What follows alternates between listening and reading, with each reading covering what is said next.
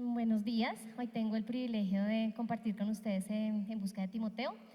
Estamos en el capítulo 6, ya es la segunda parte del libro.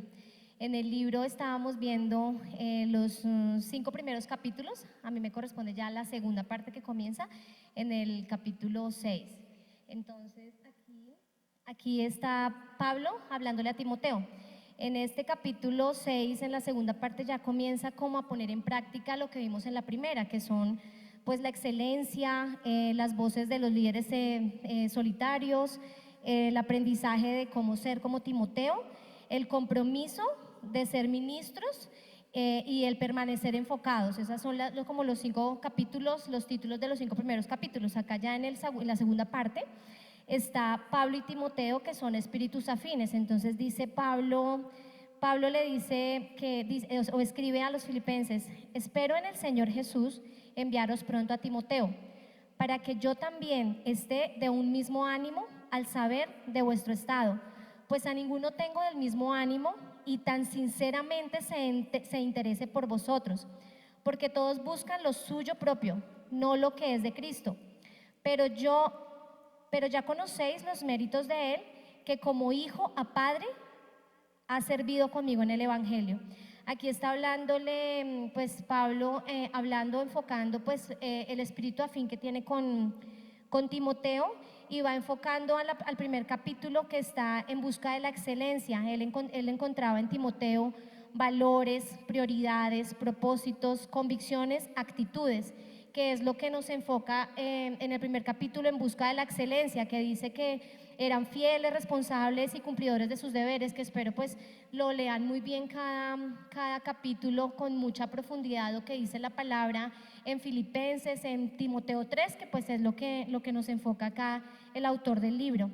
Vemos también la confianza que tenía Pablo a Timoteo, que está en el segundo capítulo, que son las voces de los líderes silenciosos, porque Pablo veía que todos lo abandonaron. Él se quedó solo y él solo estaba buscando a alguien que tuviera un espíritu afín, basado en lo que él estaba buscando, que era lo que Jesús le había instituido a hacer, lo que él tenía que escribir, basado para el Evangelio, de lo que debíamos predicar, o lo que hoy en día debemos predicar.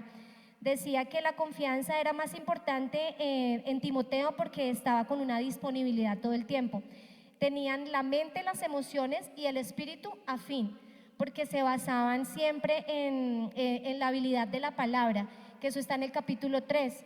En el capítulo 3, en el 2, dice: y su ánimo era sincero, en espíritu genuino, carácter formado. Timoteo tenía un carácter formado y nunca intentó sobrepasar o decir yo vengo, soy yo. Simplemente se basó en que Pablo era quien lo enviaba, él siempre iba de parte de Pablo.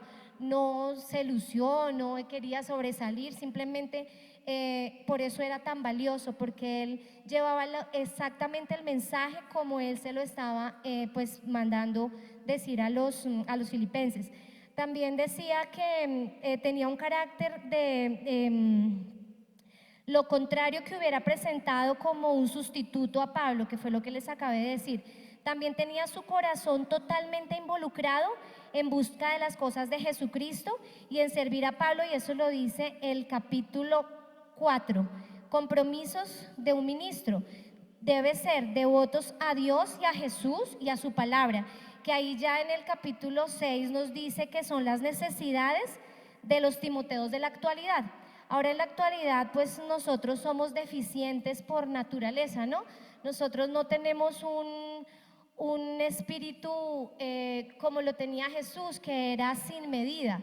Jesús tenía todos los dones del ministerio, y por eso era que él tenía el espíritu sin medida. Y Timoteo, en busca de Timoteo de la actualidad, nosotros nos necesitamos como equipo.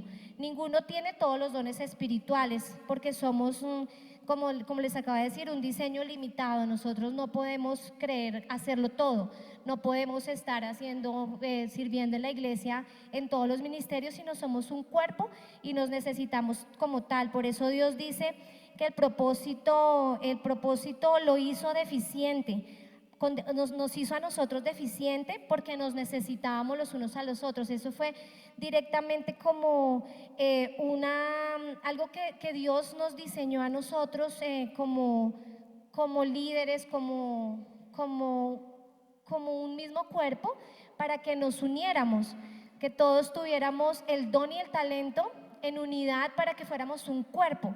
Y Dios lo hizo a propósito, precisamente para que no sobresaliéramos ni dirían, soy yo el que lo hago o es tal persona que lo hace. Siempre es importante valorar el don que hay en cada persona.